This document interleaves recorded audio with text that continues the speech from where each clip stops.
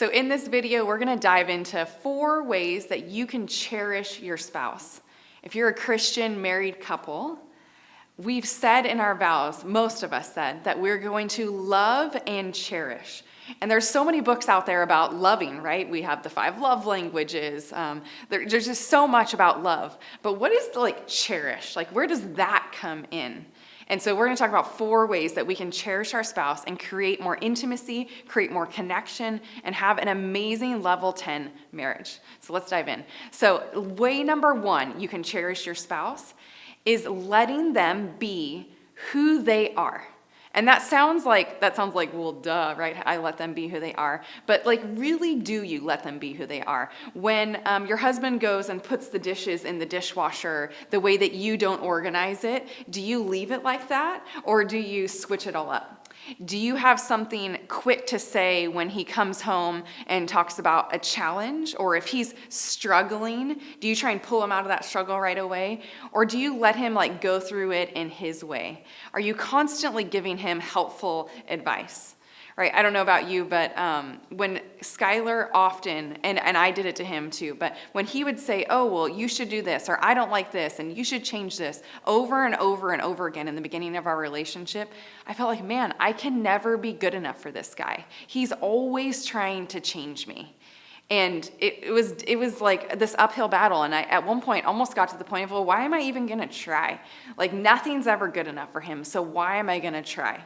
And as he began to shift and just realize I'm different than him, right? So men tend to be a little bit more even keel, or I don't know how your husband is. And I tend to be way more up and down. And we were in resistance to that for a really long time. And I was in resistance to the ways that I was different than him. We constantly compared ourselves to each other. And it was really unhealthy. It created a me versus him kind of mentality in our marriage. So do you allow your spouse to be who they are? Maybe they struggle a little bit more emotionally than you, right? Maybe they don't handle conflict like you. Maybe they don't know how to express their feelings like you do.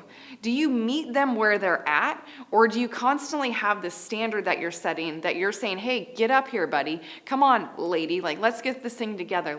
Are you constantly showing disapproval, even if you outwardly don't say, I don't approve of you? So that's one way to cherish our spouse. Let them be who they are. They're on their own journey, right? They're on their own path. They don't have to grow at the same rate as you. They don't have to be doing the same things as you. But talking about that, right, way number 2 that you can cherish your spouse, do you notice what they notice? Right, when they get excited about something, or they're into something, or they have a new interest, do you immediately write it off and be like, well, I'm not interested in that, right? Well, that doesn't excite me, right? That's not what I'm into. Or, for the sake of the relationship, do you notice what they notice? Can you get excited about what they get excited about? So I want you to think about the last time that your spouse came home to share a story and get excited about something. Maybe something great happened at work, or something great happened in their business. And did you get excited about it with them? Right? Or maybe they got a big contract, or did you get excited about it with him? Or did you have this laundry list of questions that you asked about that supposed win, and if it was going to pan out, and if it was going to work out? If you're anything like me, if Skylar got a big contract, I would be like, well, who's going to fulfill it? And then what about the employees? And then do we need extra insurance? And da-da-da-da, and da-da-da-da. And it'd be easy for me to say, well, that's just my personality. I'm just detailed. But in that moment, I'm missing something with Skylar. I'm missing in this opportunity to be excited about something with him as he's excited about it. And on the contrary, if he's struggling with something, do I let myself go to the struggle with him? Or do I just try and pull him out of it and get him back to neutral? So, do you notice the things they notice? The third way that you can cherish your spouse is noticing, how can you make their day better? So do you go throughout your day, right? Do you get up? If you drink coffee, you make your coffee, you get ready, you go to work, you do all that stuff. And is your day fully focused on you? If you're home with the kids, you just focus on the kids and get them done. And you're kind of next to each other, doing life alongside each other, but not interwoven together. One of the most precious things that Skylar can do for me is clear out my coffee thing for me. And it's just this simple gesture. And I wake up and I'm like, man, I feel so loved, because he already thought about me before I got up. Do you notice what your spouse needs in the day? Are you curious about how you can make their day better? Right? And sometimes we assume that we know what to do to make their day better. But I don't know if you're like me, some days are good, some days are not good, some days are right, some days are down, I'm all over the place. So what I need each day changes each day. So Skylar and I are most in tune with each other when we check in to say, like, how can I make your day better? I don't just assume that because this is what I needed, what he needed yesterday, this is what he's going to need today. Like, is there a regular check-in and a regular rhythm? Because if you just wait to date nights, if you even have date nights, to check in with each other, you would have missed out on the entire rest of the week to be able to check in and know what's going on with your spouse. Create intimacy. I don't think intimacy is something that just happens. Intimacy happens through intentional connection throughout the day. So intentionally, like sending a text to say I love you, intentionally checking in, how can I be there for you, intentionally moving towards each other on a regular basis. So the fourth way I believe you can cherish your spouse is in appreciating them. So often I talk to wives in our Rise Up Queens program, and they're like, man, I appreciate my husband so much, but I don't say it out loud.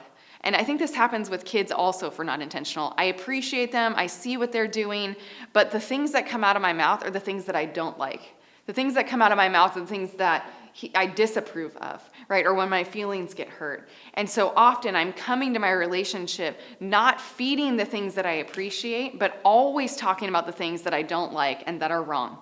And so it takes this perspective shift where how can you still get those things addressed that you need that aren't going right, but then can you appreciate them? Like what if you had, maybe we should start like maybe if you're in on this, if you're still watching, maybe we start like a 30-day challenge of appreciating our husbands out loud, in writing, right? Through text message. Like how could that shift the dynamic in your relationship? Because our husbands, ladies, are dying for our respect, dying to know that they are winning. And so often we don't give them a way to win, or we don't tell them when they're winning and help celebrate those wins with them. We just say, oh, well, that's what they're supposed to do. Yes, that might be what they're supposed to do, but how can you appreciate what you want more of? So my challenge for you today, maybe you do the 30 days. Comment below if you're going to do 30 days. But like, can you send your husband a message right now and tell him 3 things that you appreciate and that you're grateful for about him and how he serves your family or serves you, or how he shows up at work and is consistent and goes to work, or how he treats your family? Like there's something that you can appreciate about him. And I challenge you to do it like right now today. So wrapping it up, so 4 ways to cherish your spouse, because we're called to love them, but how do we cherish them, right? So let them be who they are, right? Get excited about what they get excited about, right? Be curious of how you can make their day better, and then show them some appreciation. So I hope those steps work for you.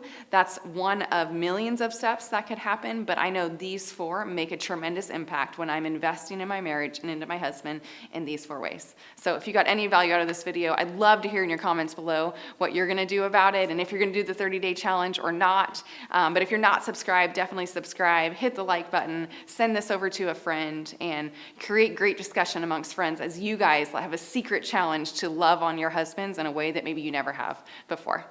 See you soon.